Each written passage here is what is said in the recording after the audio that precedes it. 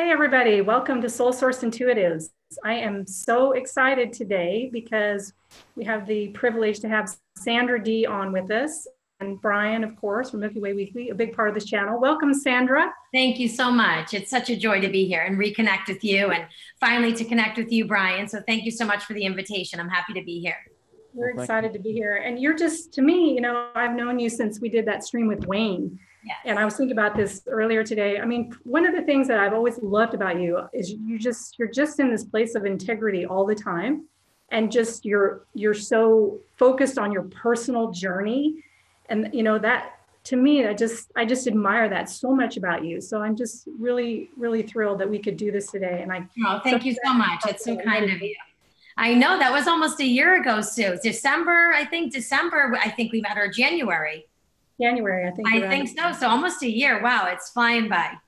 Yeah. I think there's something to time speeding up, because it definitely feels like the time is sped up. Yes. And Brian, I have to agree with you there. And I also think that there's moments where you can feel it slow down also. It's like this acceleration, and then it pulls back a little bit. And then it's almost like the pullback, where you pull back the elastic to fling the stone. It's like, okay, we're going to take a little pause. Then we're going to go 3 speeds forward. Yep. Now that you brought that up, yeah, you're absolutely right. Yeah.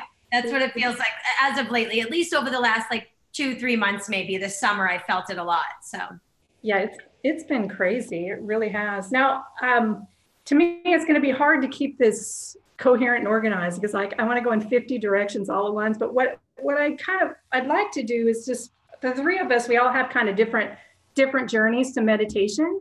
Yes. So I'd like to each of us to kind of speak to that. And then I really want to get into what you've been doing, because I've been listening to your videos, and like I was telling you, I'm always picking up these things about meditating because I'm not great at it. But so that's what we'll start there with the three of us.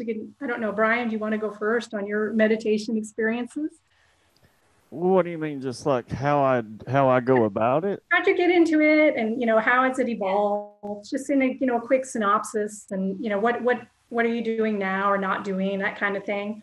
Well, basically, the reason I got into it was just to clear my mind, because my mind goes in a million different directions all the time, and to actually be able to quiet my mind, and that was the hardest part for me. It was just being able to focus on that. But once I was able to grasp that, and I wasn't able to grasp that until I basically just kind of flung my hands up and give up, because I always put too many parameters and had too many, expectations, I guess you would say, out of meditating. And once I kind of released that, then that's when it actually started to take off. And I've actually even delved in with astral travel and things like that since then. But so I mean, you can take it as far as you want it, but my main goal was just to be able to clear my mind. Right. Yeah. Which is awesome. And it sounds like as soon as you let the resistance go, you were soaring. Yeah. Absolutely. Yep. And I've been trying for years and years to meditate. I'm like Brian, it's the Gemini. I have a Gemini moon. He has a ton of Gemini in him. I have the monkey mind.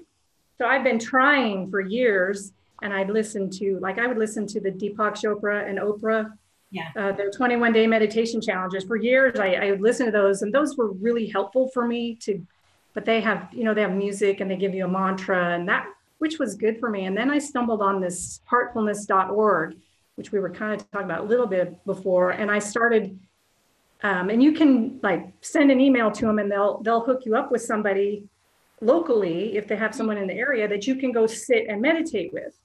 And they have their whole own sort of program, and a system, I guess would be the way to put it. And so I would go, I think it's been 2 years now that I've been going to sit with her, and I would try to go once a week.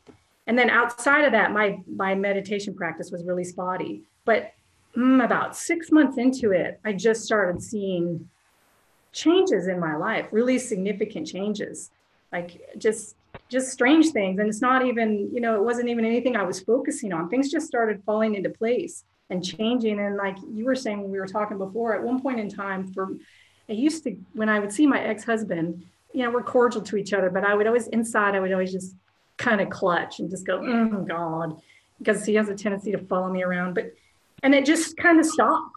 It just stopped and went away at one point in time. Like, wow, what's going on here? And the only thing I could attribute it to was this meditation practice. And the key component, I think, to me, is that what they have, this cleaning technique that they do, and you do it every night, and you just sit, and we can go through that in a minute. But I think that it's that cleaning, because what's happening is it's cleaning out, old things that you're hooked into, and you don't have to do anything.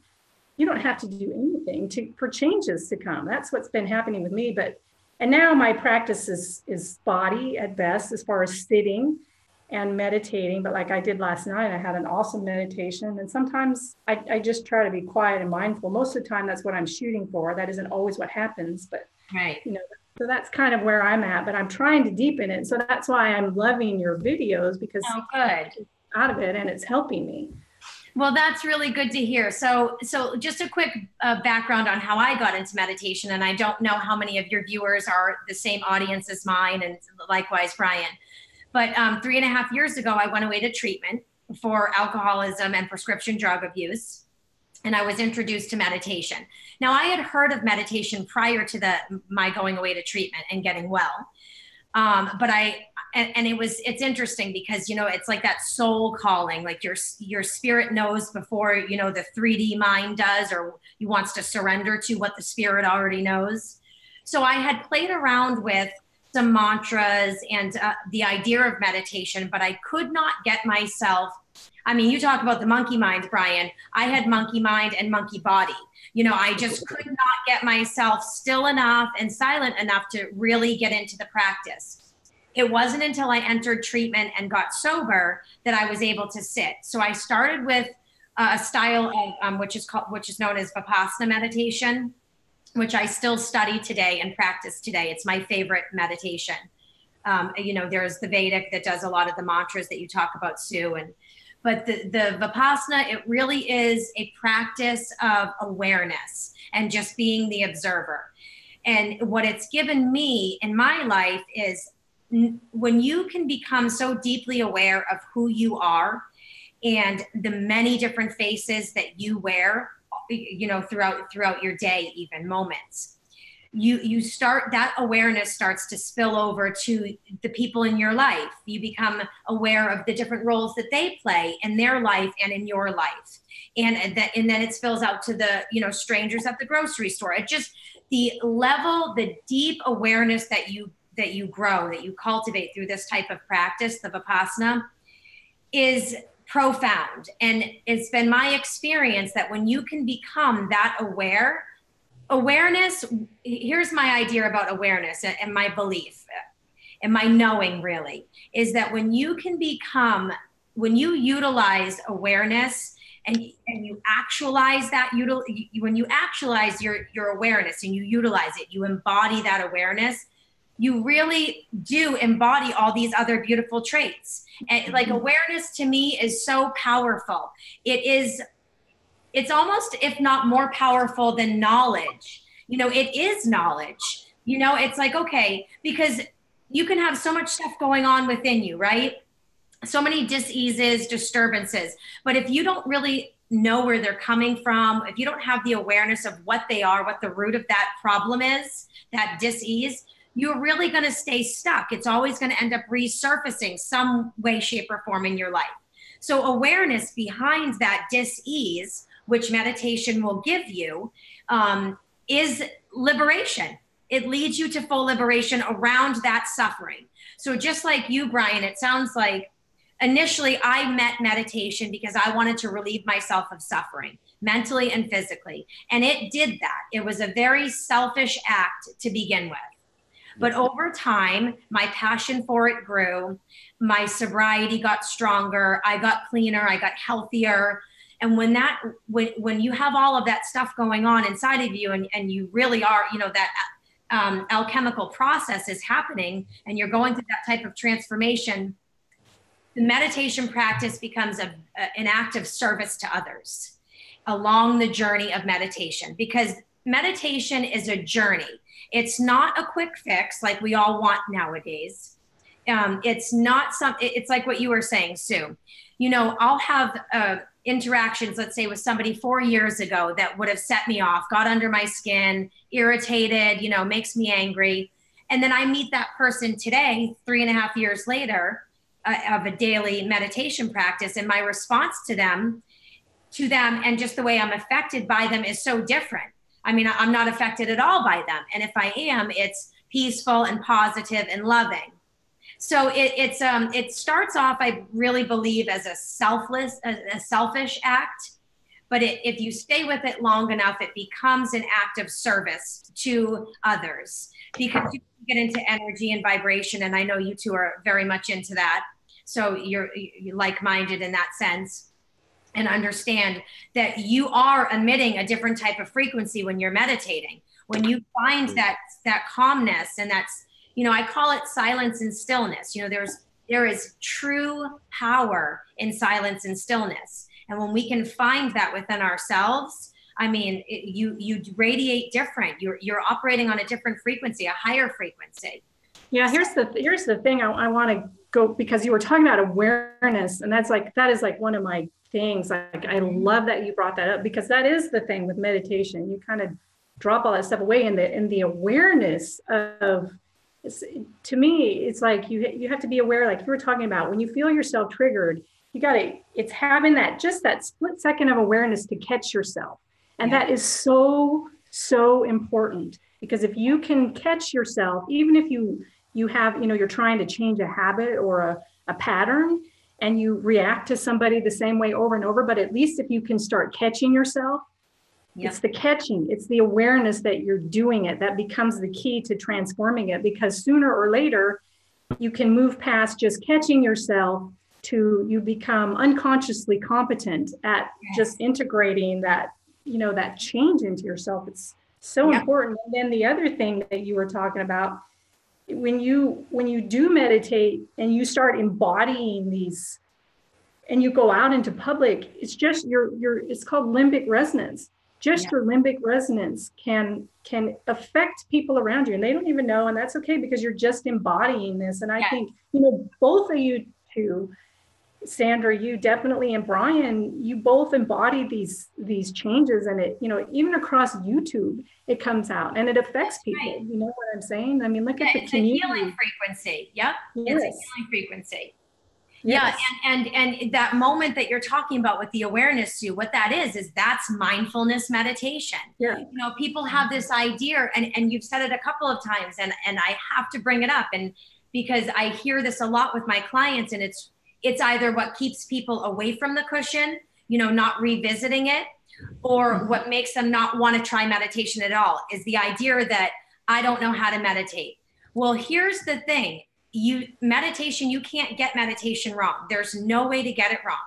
It's a practice of watching your thoughts, watching yourself from a third person point of view.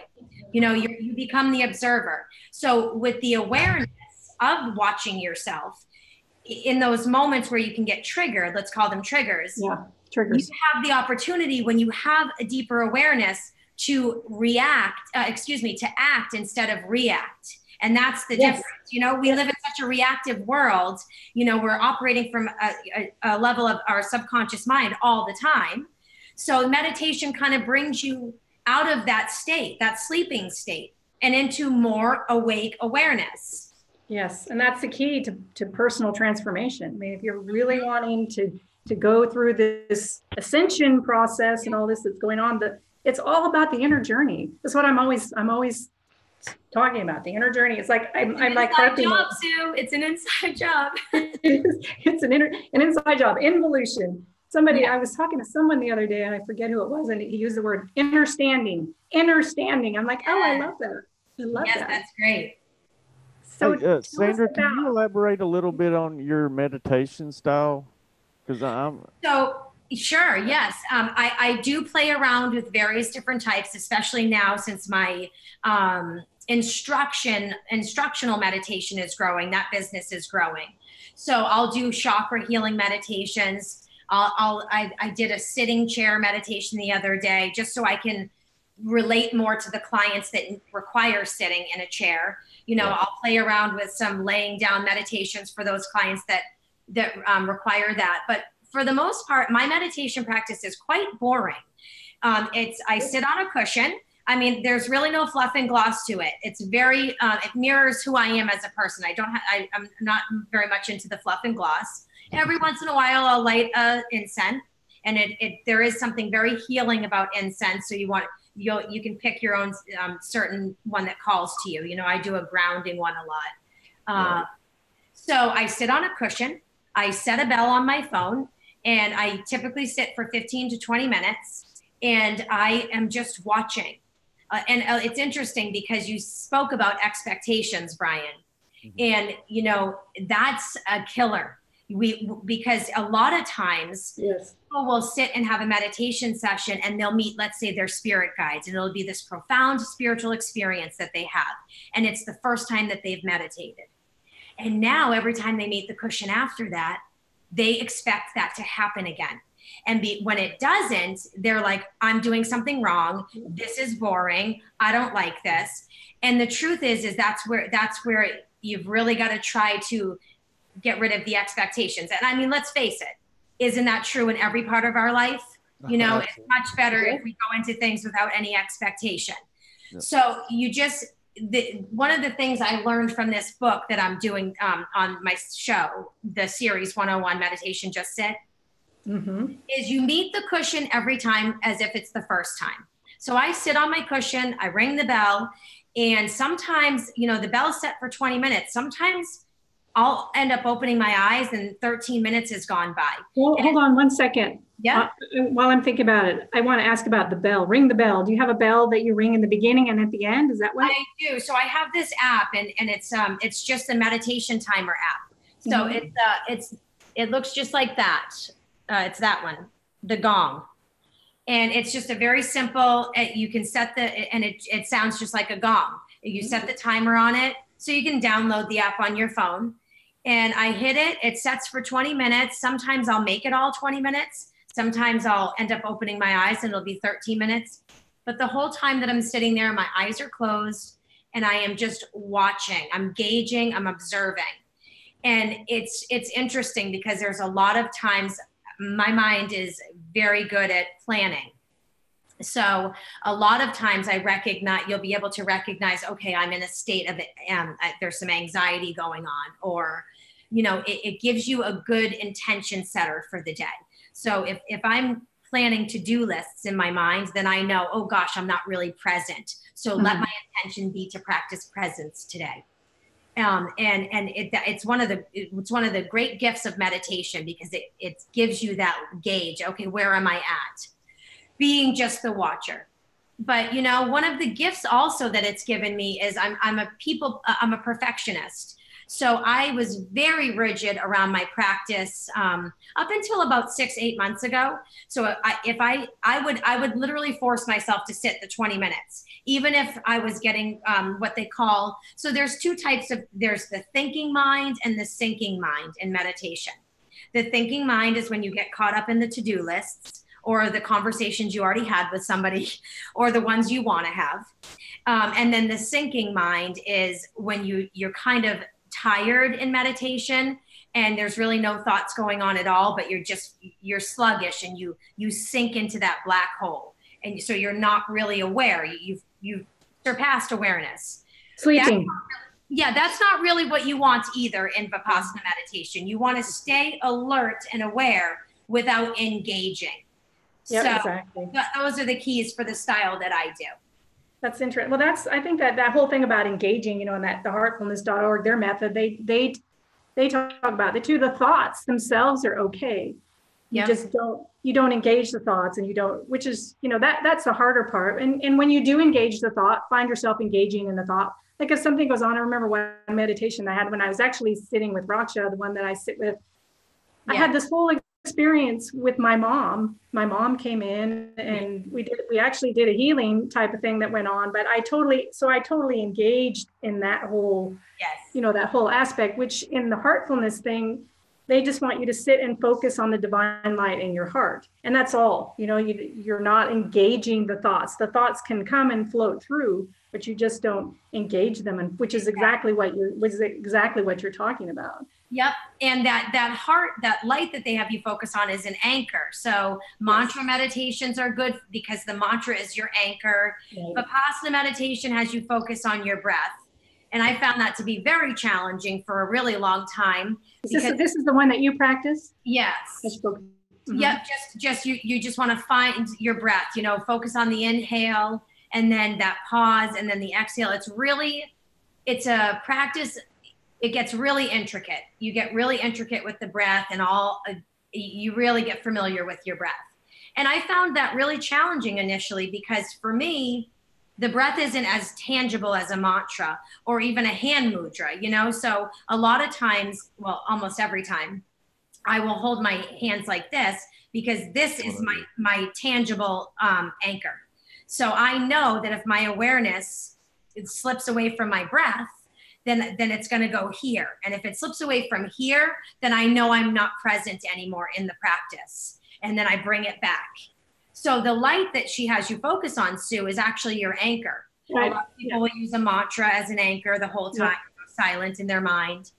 I like the light because if I start into, and I'm the same way now with like music, if I hear music or, you know, have that background music or even beats, I know, Brian, I don't know if you're still working, but it gets my mind going and I can't get into the silence. So I can't, it's just different, though there's just different experiences with meditation. And I don't know if you can talk about, you know, because they have the walking meditation and those, you know, but those are just different types of experiences. Like sometimes to me, if you're going in and doing like inner child work, that's a form of meditation, like the guided meditation and the this and the that. I don't know. But you were talking about this on one of your videos. So I'd love to hear about that. About the active meditation? Just the different types that you were talking about, the active meditation, the walking meditation, the sipping tea meditation.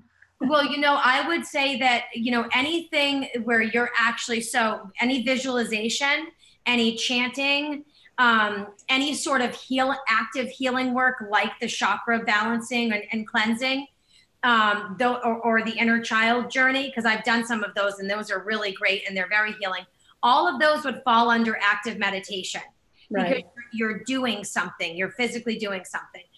Truth be told, Vipassana meditation, which I have discovered, I've learned in my studies around it, is considered an active meditation because your job is to stay actively aware. You're the active observer of what's happening inside, you know, mentally and emotionally. So I'm not sure, to be honest, Sue, if there's really anything considered to be a non-active meditation, because we're always thinking, we're always, even in stillness, it looks as though you're not moving when you're meditating. But if you tune in to the sensations in your body as you're meditating, you are oscillating, you are moving. Yeah. There's this little vortex that you can pick up on. And when you get into more advanced style meditations, and I will do a follow-up series will be on the posture of meditation. Right now, the series I'm working on is just to kind of get people informed, aware of meditation, what the benefits are. You know, it's kind of like Meditation 101 for dummies. And so I started off there. But when you actually start a practice and you get disciplined around that practice and it becomes consistent and regular, you then want to challenge yourself to focus on your posture, because the posture really is the key for everything else to fall into place. And when you start to focus on your posture, you'll get into this place and it's like your own little mini vortex. You focus on alignment and you can feel this pull where you're lining yourself up with gravity, and you get into that sweet spot, and then you will oscillate the whole time. You'll make these little movements, because you're moving with that gravitational pull instead of resisting it. So we're never truly still and we're never truly silent. You know, everyone has this idea of, okay, I need to meditation is about emptying the mind. That's a figure of speech. You're not looking to really empty your mind, because that's not possible. I mean, if your mind, you know, the mind's job is to think. So the idea is to get behind those thoughts, as we're talking about. So when you hear people say, okay, I empty the mind, you know, like I think Buddha said it, empty the mind. It's not really emptying the mind. It's a figure of speech. So this meditation that you do, it sounds more like you're more present, because I know with some of the meditation that I've done, and that's why I was curious about it, because that's something I'm actually interested in, because I'll get into these meditations where it gets deep, where actually like I'll even get the vertical eye wiggle like you're in REM sleep. Now, do you ever get that with this type of meditation? You know, I've actually gotten that in hypnosis sessions where I have reached that state but not when I'm actually doing meditation.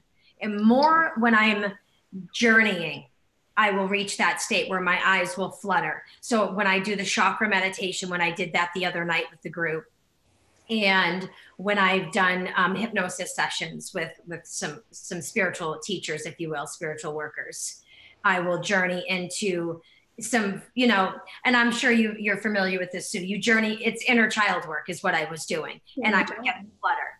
So I think it's a different frequency we're tapping into, Brian, really. But I find that happens more with the deep inner work. Right. Yeah. I want to talk a little bit about posture, because that's something that I always, when it came to meditation, that was one of the things, because it's been over 10 years ago now, I have a meditation bench. Yes. Because I have, you know, knee issues and back issues, and I'm always uncomfortable. And I know we were talking about this a little bit. Yes. And then I, like, from doing the Deepak Chopra and the Oprah meditation thing, it was like, he would just say, sit in a chair. And I'm like, oh, thank God, I don't have to sit Indian style, and I can just sit in a chair. And now this heartfulness.org, they have absolutely they sit in a chair and they slump, and I mean, it just blows my mind. I still feel like the energy moves better when your spine is aligned and whatnot. But I do find it interesting that, you know, not everybody does a posture. Yeah. Well, it's truthfully, I'll be honest, it's vital. Posture is vital in meditation. And here's why, because what I've learned in this course, and actually, Sue, the book is this, and I'm happy to send you, it's 90 pages. It's a real easy read. The Posture of Meditation. It's a practical manual for meditators of all traditions. It's by Will Johnson, and it's a quick, easy read. And here's the thing about the posture. So when we are not aligned physically, let's say, we'll refer to it as our own personal unique vortex, like that space, that sweet spot that you find. And we can find it while we're walking and while we're doing dishes. I mean, you can be in that physical alignment all the time. It's a practice, and you have to be mindful around it, and you have to work at it a little bit. But when you find that physical alignment, what happens is your thoughts start to match where your body's at. So, and this probably will make more sense, put this way. So when we have mental dis-ease or emotional dis-ease, that is blocked somewhere in our body. It's locked in somewhere. So we will be tense maybe in our left arm, or, you know, our right ankle may be sore, or something. Somewhere in the physical body, the mental and emotional dis-ease is felt. It's stored. So when you put yourself in physical alignment, you are unlocking that stored energy. You're unblocking it, which allows the mind and the body to be at ease. So it's a natural flow that occurs. It's like that tortial, that, you know, makes sense. The flow starts to open up. It's all about moving the energy, right? Yeah. Basically what you're saying. Yes. It's all about keeping the energy circulating and moving, and finding and tapping into the Earth's energy, because it's really what you're doing is when you're finding that sweet spot, that vortex, you're finding the gravitational pull between the poles, and you're putting yourself in the middle of it. So now you're not fighting against gravity. It's working for you. It makes perfect sense. And the book goes into that. Yeah, I need to look at that, because when I sit in the chair, that my meditation chair, I feel like I do my best meditations. And sometimes I'll try laying, you know, sometimes I'll try laying down or whatever, and I would just fall asleep. So, but I can feel it when I'm, you know, when I'm right. And then sometimes I'll hit the sweet spot, and then it's like a few minutes later I'm uncomfortable and I have to shift, and it's like, oh man, it's frustrating because I know I was in the sweet spot, and then I just have to move. But I guess it's just energy moving. So maybe. Yes. And, you know, and this isn't to turn people away from the practice. Again, I just want to reiterate that a lot of these techniques, they're things that will come over time. You know, I just fell in love with meditation, and, you know, it had profound effects in my life. Meditation and writing were the two tools that have kept me sober. They are a big part of my journey. And I fell in love with it. So I wanted to go deeper with the practice. For beginners, or for just to get people started on their own journey with meditation, I would say, Sue, sitting in a chair is perfect. Like, just sit. You know, that's why I'm going through this series on my channel, because it's just important to get people. That's what I did. I started meditating in a chair for 10 minutes. That's it. And nobody told me about breath. Nobody told me about postures. I had no idea what even style of meditation I was doing. The people in treatment in the room said, okay, they called it, let's get quiet. Let's get quiet. They'd hit a bell, and for 10 minutes, you just sit in a chair and you were quiet. So it becomes your own unique journey.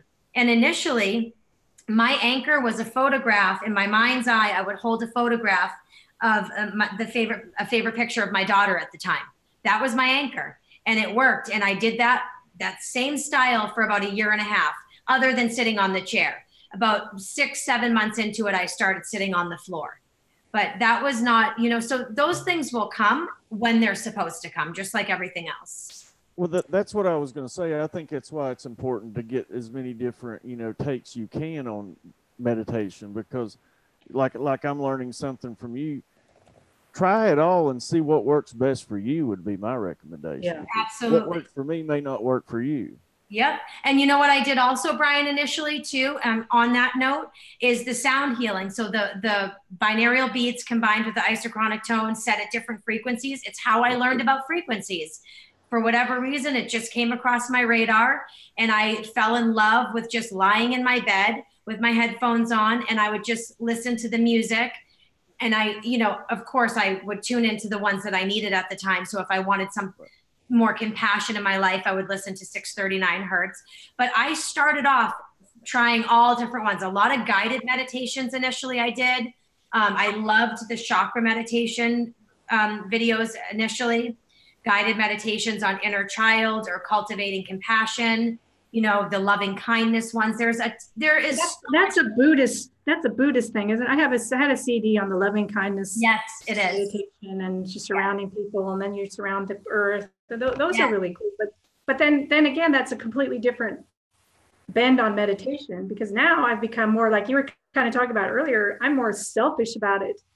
Selfish at this point in time, because I know before I'm sending out loving kindness, I need to be loving kindness in here.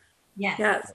So I need to be, you know, there's no point in sending it out if you're not being loving kindness to yourself.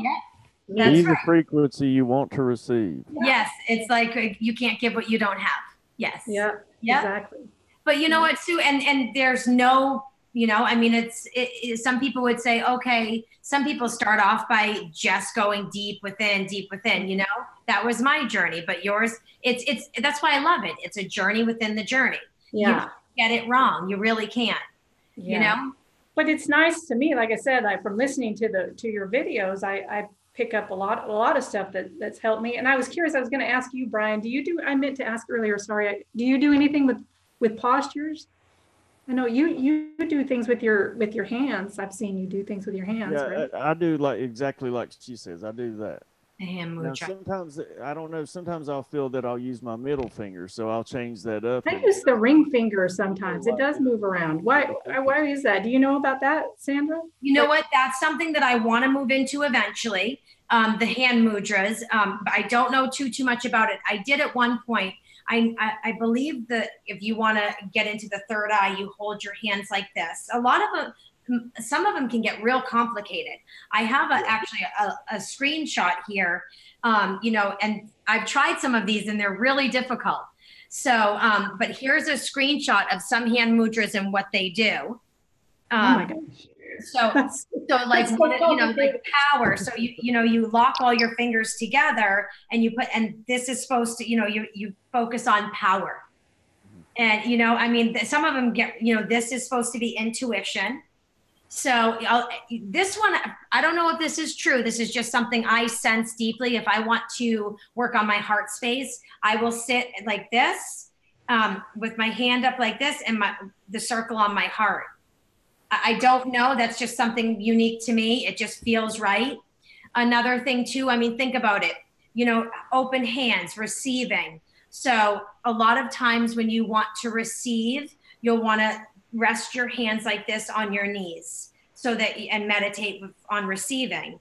And then at the end of the night, I always be sure to put my hands down on my knees as a letting go process of letting the day go. But those are just something that, my intuition's telling me to do that work for me. So isn't that one of the gifts of meditation? Your intuition will get stronger and you'll know what's right for you. And speaking of releasing the day, I do want to talk about the cleaning technique thing for the heartfulness, because in their system, which I do not follow the system, because for example, they want you to get up in the morning before the sun is up and meditate. And I know I was listening to Brian, I think your stream the other night with the gray wolf, and he was talking about the first 15 minutes in the morning and blah, blah. But me, I cannot get up. I'm so uncomfortable trying to, I can't, and I will just want to just go back to bed and sleep. So anyway, they meditate first thing in the morning. And then in the evening, you come home and you do the cleaning and you go and sit silently. And to me, it's just another meditation, but you focus on they use the specific words, complexities and impurities are leaving my body now. And you envision smoke going out your back and all these complexities and impurities leaving you now. And you run that, and then you anchor in some light so it fills the spaces where you have released these imprints from impurities and complexities. And then you can speed it up and do whatever until it just feels, they say do 20 minutes. I just do until I can feel myself really physically, being much more grounded and centered. And I love that. Sometimes I'll do that when I'm falling asleep, and I will fall right to sleep.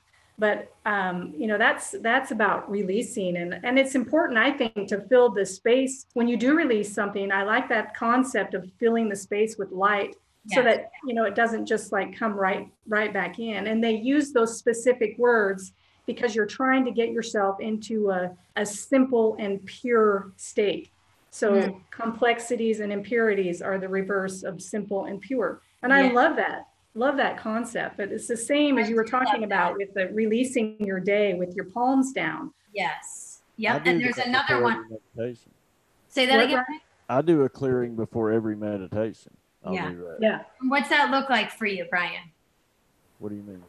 What do you mean, like clearing? Well, I do exactly like she's saying. I release all negative entities and all that, and then I'll bring in the light to fill in the negative space, and then I'll put up a protection bubble, whatever it may be. And I do that before each meditation.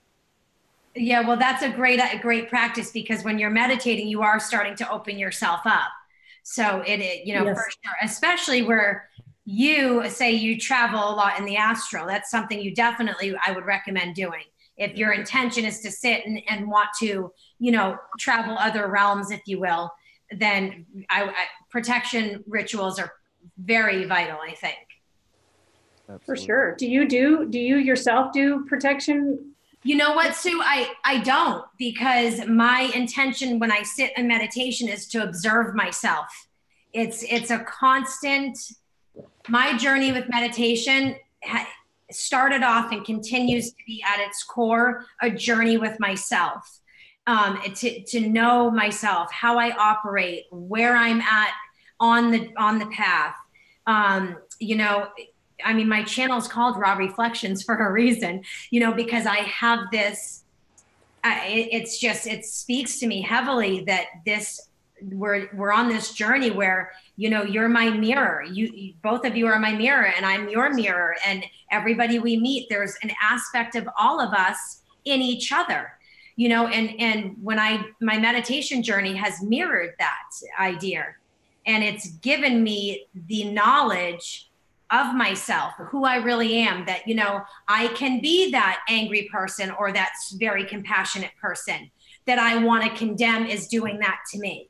You know, it's been such a journey of compassion for me, and really just of the self, because when we know ourselves to those degrees, we can know others to the, you know, here, I don't know who said this, but this is going to sum what I'm trying to say up. You can only meet somebody as deep as you've met yourself. And that's really been my journey of meditation. I don't, you know, I tend to be a judgmental person, and not like, oh, you know, judging somebody by what they drive or who they're hanging out with, but just judgment comes up in a lot of different ways, right? So, and I don't like that about myself. But so meditation helps me to replace the judgment with compassion, little things like that, you know, or, you know, I tend to have a temper. I don't really love that I have a temper, you know. Now I understand that a temper comes with very passionate people, and I'm a very passionate person. So there's things you learn about yourself that you can learn to change the things you want to change, or be more forgiving about, you know, it just teaches you all of those loving, compassionate, kind ways of being towards yourself and others. So I can't really say that, no, I don't do a ritual, because I don't really feel like I have to protect myself from myself. But in general, you don't protect, you don't do any, even outside of meditation. You know what? I was doing for a while, for a good year, and spotty due to my schedule last year. But for a good year, I was doing Lisa Renee's, and she's from energeticsynthesis.com. I was doing her 12D shield. So it's almost like what you were speaking about, Brian, where you build like a bubble around yourself. You work with the Star of David, and you run it up your chakra system. And then you build like this platinum color shield around yourself. And I didn't feel a great difference. You know, it's interesting to think about where I was in my life at that point, where I was still at a place on my journey where I felt like, okay, I needed protection from outer sources and, you know, and all of that. I'm just not there today. I am a very empathetic person, and I tend to have to be mindful around energy vampires and all of that stuff. But the difference is that I am mindful around that. And I think really what it boils down to is that I just have more trust and faith in myself and my intuition. Well, here's the thing to me, and I'm not super big on protection necessarily, unless I feel that I need to I'll clear things out. But if you're vibrating, you're going to draw what level you're vibrating at. So when you're, you know, meditating and being in tune and whatnot, you're vibrating at a higher level, and things just aren't going to attach you. They just, especially when you're in that space of non-judgment. Yes. You know, you don't hook into, you don't see someone at the grocery store treating their kid badly and jump into judgment. You know, when you jump into judgment, you get hooked into whatever that drama is that you're seeing. And as empaths, I mean, I'm trying to catch myself with this all the time. I keep talking about this, where, you know, you'll see someone and you feel like, oh, I can help that person. And it's that, to me, that's beyond empathy. That's judgment, right? That's their journey. And you have, you know, unless they come to you and are asking for help, then, you know, that's one thing. But if you're sitting there, I mean, I do that. I know I do that. I'll see people and I'm like, oh my God. And I'm just in judgment, but that's just in judgment. Very good. Yeah. It's very true, because it's like, who are we to say that person needs help? Yeah. Yeah. Yes. Well, I think I do mine for ways I can be judgmental. Sorry, Brian, go ahead. No, I was just saying, I think the reason I do it each time is for reassurance, because I know I'm protected, but I've also had a lot of things thrown my way. So I figure, why not? You know, better to do than not. Yeah, absolutely. Totally agree with you on that. And that's why, like, I was talking about the Smoky quartz. I got some Smoky quartz recently, and I'll you know, use just having the stones around, to me, helps, you know, and I'll use that energy. Like I was saying, I mean, sometimes to me, especially when you're getting on YouTube, and you've got, you know, and when you're interacting with a lot of people, it is easy to get hooked in. And just to have that extra, even if it's just a mental thing, you know, I to me, it's like, oh, you know, you have just a little mental, and it just helps uplift everything, if that makes sense. Yep, without a doubt. And I've heard that the Smoky quartz is really a really great tool I for love the Smoky quartz. Yeah, I've just gotten some recently and I'm just like enamored with it. yes. I'm getting into stones. I got my stones from, I don't have the Smoky quartz down here with me, but from that quantum quartz that was on Wayne's channel. Or not quantum quartz, what was her name? Queen of quartz. Quartz quantum. Okay. She just sent Queen of Quartz, and they're fabulous. I love them. I've always, since a kid, I've always loved stone. But we're off topic anyway. So Sandra, tell us about you've been taking classes and to teach, and tell us about that. Yep. So I'm nearing the end of the course. It's a course to become officially certified to instruct meditation. I just thought that, you know, it makes you more credible. It was the right thing to do. It felt like the right thing to do. You know, I personally am drawn to people based on direct experience. Mm-hmm. And it's also how I operate mostly. You know, let's face it. I think that most of us are speaking from experience, and that's really where the true education happens, the true learning. But I do live in South Florida, so it's a community where you need a little bit more credibility. And I have some desires to want to reach out to the kids in the community and practice mindfulness with them. Some of the school systems, including private schools, are starting their own programs in mindfulness. So I ventured off to get certified to instruct meditation, and I'm about 13 hours away from finishing the course. Yay. Yeah. So I've already started to work in the community with adults right now, doing guided meditations. And that was such a success the other night that, you know, more of that opportunities have opened up, which is great. I've helped some people. Wait, yeah. Tell us the full opportunity, because it's just so exciting to me. Oh, okay. So the regional manager of where I did the guided meditation was present the other night. She herself is a meditator, or tries to be, she says, and she manages 6 properties and has asked me to go to the 6 properties. She's hiring me to do all 6 properties and work with the residents and do these events. So it's really great. That's just so exciting. I just wanted to hear it again. Exciting. Congratulations. Thank you. And, you know, I got to tell you, I went into it with no expectations. I was super excited to just get the exposure. And then, you know, nobody knew that the regional manager was or I didn't know the regional manager was going to be there. So it just, you know, one door opens and then you just get flooded with opportunities. It's really great. And moments like that, for the most part, are so pleasurable, because in terms of alignment, it really does give you a proper gauge as to where you're at. It's like, okay, yes, I am in the flow. You know, it's reassurance. It's like, to me, that's moments where the divine speaks to me and says, okay, you're exactly where you're supposed to be. Keep doing this. So I love those moments, you know? That's what I was going to say. You actually have to be in that space to receive those things as well.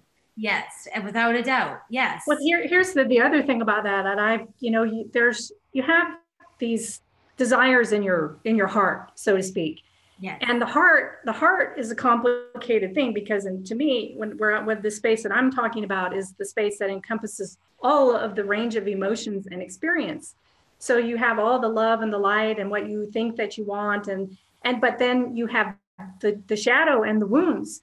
And so when you're following your heart, you never know what you're going to get out of the mix. But if you're in alignment with your soul, to me, it's a different space. If you can align your heart and your soul, that's when you hit that spot that you're talking about, where you're in your true desires, and your heart chakra and that soul space are in alignment, and then you manifest. That's, to me, that your story is a perfect example of that. Like, you know, that is full purpose. Beautiful. I have never heard it put so beautifully, what you just said. That hits a big point for me that I want to say in terms of meditation. So I'm so glad you said that, because when we are operating from our heart space, we don't know if we're working with the true heart's desire or the shadow side, which is why my message is always, it's an inside job, and you've got to do the transforming work. You've got to do the shadow work. That's why I think it's so vital. And yes. That's been the most important part of my journey. I never would have gotten to the true heart's desire if it weren't for me getting through all my muck. You know, if it weren't for me, and meditation is one of the biggest tools that helped get me to my true heart's desire. So I mean, you just put that so beautifully. I've been searching for a way to say that for months. You're welcome to take it and copy it. You're welcome to take it and copy it. So that's really exciting. I'm really thrilled for you to have this success. Yes, and I would like to say, because I would like to start talking about this more on my channel, and I think that this is also going to start to open up for me, is addiction. I don't want to focus so much on addiction, but I want to focus on the recovery of addiction. And I can help you there. Sorry? I can help you there, being there, done that. Yeah, yeah. So you also? Yep. Yep. How long, Brian, have you been sober? Oh my God, about 4 years. Amazing. Congratulations. Yep. Congratulations. That's great. What's that? I was a train wreck. Oh. Let me tell you. If I could show you the picture of myself, I mean, I don't even recognize that girl, you know, I was 135 pounds. Like, my skin was a mess. I mean, a train wreck is putting it nicely. You're so cute. I can't ever imagine you being a train wreck. Yeah, I know. I mean, but I can't even imagine myself now. I am a different person, truly. You know, I am who I'm supposed to be, which is great. But I will be I'm starting a job full-time working in recovery. And I'll be working at a treatment recovery center. Wow, that's great. I'll be going through the 12 steps with people, meditation groups, which is why I'm bringing this up. So my meditation practice, my instructional part of it, won't just be for my clients on YouTube or the folks in the community, but I'll be working in a treatment recovery center, guiding them through that process also. So, I mean, what a gift that I can give back, because here's another great one that I learned, you know, and it's so true. You can't keep something good unless you give it away, right? Absolutely. So I finally am being given the opportunity to give these good gifts away, the ones that have been gifted to me. It seems like you're really into you're really into your soul purpose. And when you hit that soul, what I've noticed is when people find their soul purpose, they want to give it away. They want to share it. Just invariably, it's like, I need to be doing something for others. I need to be sharing my gifts. Yes. Every time. You know what it is, Sue? It's just making so much more sense why I went through all of that. Yeah. You know, I've been on a journey to heal myself and transform myself in very deep, profound ways. I mean, I am not the same person I was 3.5 years ago. I'm not even the same person I was 6 months ago. So, and to go I don't think any of us are. to go through that, the things I've gone through, and be able to help to have healed it to the depth that I've healed and continue to, right? Because it never ends. And now be in a place to be able to do that for other people. That's what it's for. That's what it's all about.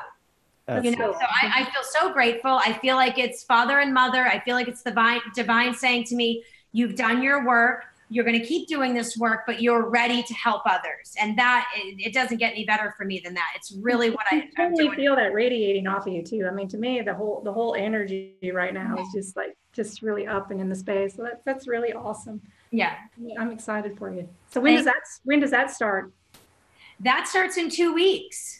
Oh boy. Yeah. You have to please keep us posted on that. And I'm sharing a lot of that on my channel, and hopefully reaching those that are suffering from, you know, the disease and that are too ashamed to come forward. I think that's my next calling. I can feel it. It's part of my calling to get people to not be embarrassed by that. It's a disease and you can recover from it. You can.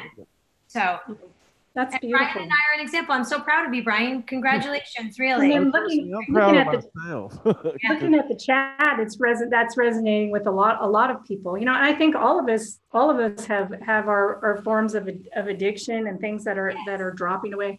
Now, I'm curious, do you use any kind of, and I have a purpose for this, a little bit of a selfish segue. Do you use any kind of incense or oils or anything when you're meditating? I do. So I'm big on aromatherapy and candles and the incense. I actually just started getting into the incense because I always enjoyed the smell.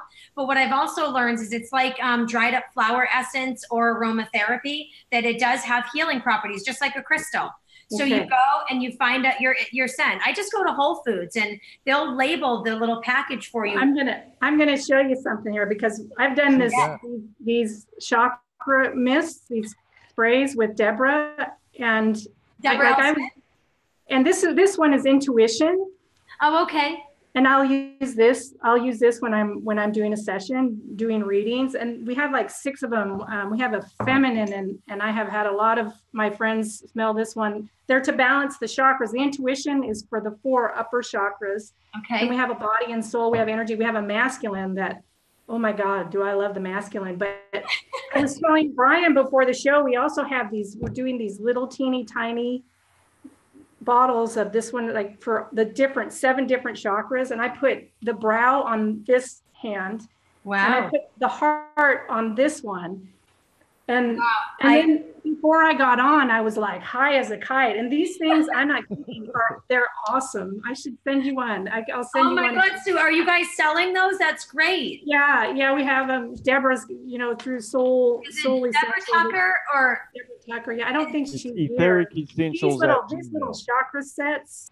I'm dying over them. Will you link the information below so I can grab it after? Yeah. Okay. Yeah, because this stuff is awesome, and it to me, like I said, I had to go ground myself, because when Brian and I first got on Zoom, I'm like, oh my God. Well, that my mind's going to like even group meditations that I'm doing, just roll them on the people's wrists as they come in the door. Yeah, these would be great for you then. Yes. Yeah. Oh yeah. Well, we'll talk after, but yeah. So anyway, that's the kind of a little bit, but I'm so excited about them. Just like you're talking about things that you want to share. Yes. Like, man, these things. Debra is so amazing. It works. That stuff works. It does work. And I know she has she has the individual chakra oils. I know Brian, I have some and I love them. I use them when I meditate. Brian, I think you use them when you meditate, right? Yeah, I use mine every day. Sure. My chakra oil smells good. I use it for cologne. Nice, I love it. They're so good. They're so awesome. So yeah, and I think, and Brian, you were saying that you had gotten some incense. Yeah, I got actually I got it right here. It's meditating 7 chakras incense. It's a pack for each one of the different chakras, and I just got it yesterday, and I've used a couple of them. But I could definitely, which, like she was saying earlier, putting that frequency out with just changing your hand pose and things like that. Yeah, I could automatically. You could sense the change in frequency with it. And here's the thing. You say that like setting your intention. Intention is huge. It really. Of course, you have to be lined up with your intention by doing some inner work and all of that stuff. But you set the intention and you're on your way. Yep. Yeah, you're right. You are right. The universe wants that for you. So, well, we are coming up on an hour, and I don't want to overkeep you. But do you have anything that you want to cover about your channel or anything else you want to get out there? Just tune into the series. It's going to be really helpful. I'm a huge advocate of meditation from direct experience with it and the transformation it's had in my life. So I speak from direct experience with it, and the series will answer a lot of basic questions around meditation and just the idea of why you should meditate, what the benefits are. So it's a great little quick series. I'm halfway through it. I think there's about 12 chapters in the book. I'm at chapter 7. So we will link your channel down below, and I'm going to put it in the chat. I don't know, how many would already be subscribed or not, but no, that's okay. And I do have a new Instagram page that I just post up little quotes, inspirational stuff for the day. And usually it's kind of, to be honest with you, Sue, it's turned into my little energy reading for the day. So I'll meditate and I'll tap into where I'm at and what I'm feeling, what I'm sensing, the collective or just the energies around me. Okay. And it seems to be true about, I'll listen to your intuitive messages for the day, your card readings from this channel. and then I'll have posted something and say, oh, and you can watch other people's posts and energy readings and go, oh, wow. So yeah, everything's dovetailing. So I'm watching this happen going, oh, okay, I guess that's my little energy forecast for the day. Because it just seems to fall in place. As a matter of fact, my post, this, you know, I knew the show was today and that we would be talking about meditation. So I think that was part of my inspiration. But my post today was the power of silence and what you can get from silence and stillness. So just little tidbits like that. And it's under, it's actually Reflections Raw under Instagram. So Reflections Raw. Yeah. Maybe we can link that too. So that's awesome. Well, it's been really, really awesome having you on. I'm just I'm so happy. And you're just shining. So I'm really excited for everything that's going great for you right now. Well, thank you. And remember, I'm a reflection of you. So if I'm shining, it's partly your light also. Thank you. And also, I really appreciate everyone. The chat has been just awesome. I mean, we have such a beautiful community, you know, coming out of really off of Brian's channel. Everybody's subscribed over there. And we have just the greatest people. So sincerely, thank you everyone for being here. This has been a really great talk, and the energy just coming off of everyone. I mean, everyone is vibing. So that's awesome. Thank you, everyone. Yeah. And Brian, do you have anything to add? I think you have a show tonight. I do have a show tonight with Slightly Slanted Sleuth and Brian Lunsford. We're going to be covering that CIA document where they covered astral travel and consciousness. So I've heard of this. Yeah, I heard this. Beyond the Veil did something on it the other day. But they run, you know, Chris and his wife run so long. I don't have time to step into 4 hours. So I'll tune into yours for sure because you can condense it, you know.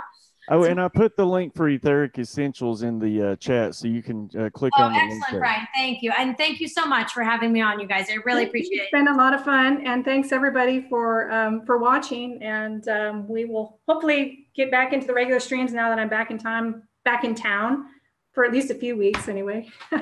So we will be seeing everybody soon. Brian, whenever you can shut her down. All right. Be the frequency you want to receive, folks. Yes. Thanks, everyone. Love y'all. Bye.